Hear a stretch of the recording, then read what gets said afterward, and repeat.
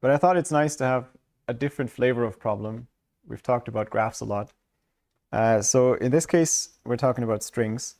And it's also a problem of lots of practical appeal for bioinformatics applications. So it's the closest string problem. Think of it as a consensus string. You're given some strings, a collection of m strings, all of the same length. The problem we've actually defined earlier as one of those NP-hard problems, but I'm just repeating it here. And we're given a threshold k. And the question is, can I find some string, not necessarily from the collection, but any consensus that might lie in between the given strings, so that the Hamming distance between these strings is not too big. It's at most k. Again, Hamming distance is just you count the number of mismatch positions. So green means there's the same character, and then maybe there's at other positions the strings differ. And you just count the number of places where they differ. So here the Hamming distance would be 4. It's the simplest kind of metric on strings you could imagine. You just count how many characters are not the same. And even for that, the problem is already a bit tricky. So this consensus string, you can think of these as kind of genetic sequences, and you're trying to find a common ancestor in evolutionary history that is close to all of those, where these might have come from. That's one way how it might be used. Okay, that is just the number of mismatched positions.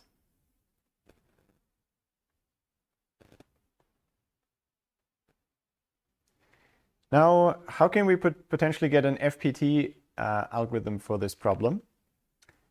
Again, the parameter here is the distance. So this is more reasonable in the sense that it might be interesting in an application to find a consensus string that's not very far away from all those strings. So k might actually be small. A useful tool here is the idea of a dirty column. The idea there is you line up the strings in a matrix, one below the other. And so this is string S1, S2, and so on. And then you have the positions as columns in the matrix. So that might be position 0, position 1, 2, 3, and so on. And a dirty column is just any column where not all characters are the same. So I guess a clean column would be the same letter in all of the strings. That's clean. And anything else is dirty. So wherever you have some mismatch, and it doesn't matter how many then,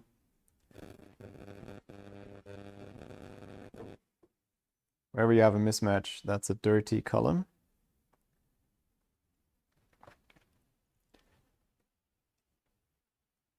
And if you think about it, for a consensus string, this is going to be the columns where I have to make a choice.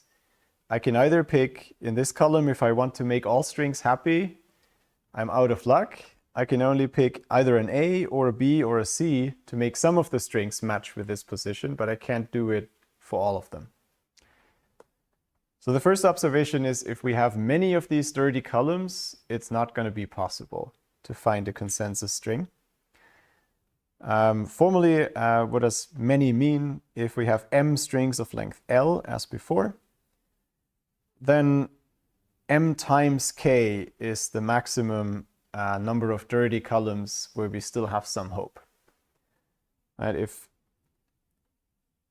If we have strictly more than these m times k columns, let me maybe steal the picture from the previous slide.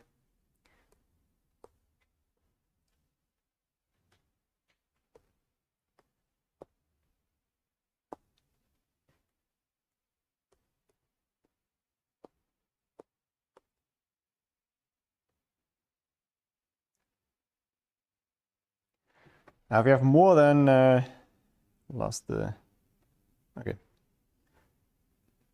Something's weird. If I have more than m times k such dirty columns, no matter what the consensus string looks like, the consensus string will have to pick a letter in each column. And if there are so many dirty columns, even if I try to distribute them according to the m strings, by pigeonhole principle, one string will get at least k plus 1. Right? If I divide this by m, everyone gets a share fractionally of strictly more than k. So I will have one string, no matter what characters I pick, one string will have more than k mismatches, k plus 1 or more.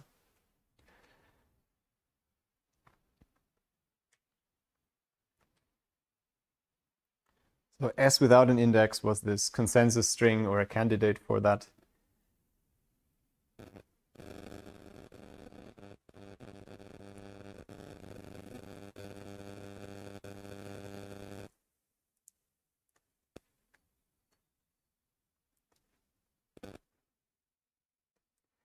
And the goal was that the distance to all the strings is at most k, so that's a no instance here. So that's my first reduction rule in the sense of kernelization. If I have an input and I can count the number of dirty columns, if that number is more than m times k, I can immediately say no, not gonna work. So far so easy. And that's mostly all we use, with one tiny additional trick. We're doing a depth first bounded search again. There will be a parameter d, which is the number of differences I'm still allowed. It's my budget of differences I'm still allowed to make. If that's less than 0, then I'm out of luck. If I find some string according to my current string and I find a string where I'm more than k plus d away, so I'm not allowed to make more than d modifications, and that even if I do all of those, I'm still larger than distance k, then it won't be possible. So why this case is correct needs a justification. The easy case is if I found my current candidate string s has distance less than k for all of the strings, then I'm already happy. Then this is my consensus, and I can return it. The usual case will be that there's at least some string where I have distance k too, but hopefully it's not too far away. And I guess I should have listed the initial call. The initial call should be with some arbitrary string, say s1, and I'm starting with k, so I'm allowed to make k modifications. So we'll come back to justifying this first part on the next slide. But let me explain the recursive calls first. There's one more little trick there to reduce the fan out. The usual case is there is some string, and with the current candidate, there's more than the allowed number of mismatches. So that means I have to modify my candidate string by essentially copying some positions from this string si. Otherwise, I don't get rid of these mismatches. So the question is, how many should I copy and which ones? I don't really know. So first, P is the set of all positions where there's a difference, right? Where's the mismatch between current candidate and this specific string si. And now the trick is to choose just a subset of these positions. These are all mismatch positions, but I'm only choosing k plus 1 of them. In this case, that the distance at least is strictly larger than k, so there's at least k plus 1, but there might be more than that. There might be up to 2k initially. And the point is that I don't have to choose all of them if it's not possible for any such set p prime with one of those positions to satisfy recursively the consensus string properties, then I'm out of luck. I don't have to try all positions. It has to be possible with one of those, otherwise I'm never gonna get close enough to this string. I don't have to try all positions p, only those p prime.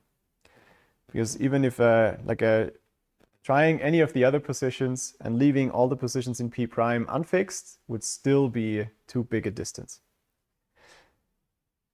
And then for all those, we recursively try fixing that position. So we take that position in P prime, we update the column P to match that string Si, and then we try to recursively fix from there. So we take that new candidate and one less modification allowed. If the return value of this ever is a valid consensus string, it must have come from this base case, and then we're happy and we return it. And if neither of these k+1 options works, then we're doomed. There's no way to find a consensus. And so let me just briefly say how big the search space is. We're branching out with k+1 here.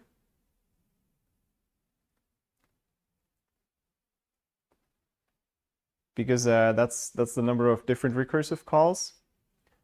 And the depth is, I'm stopping when d is negative, so I branch out with depth at most k.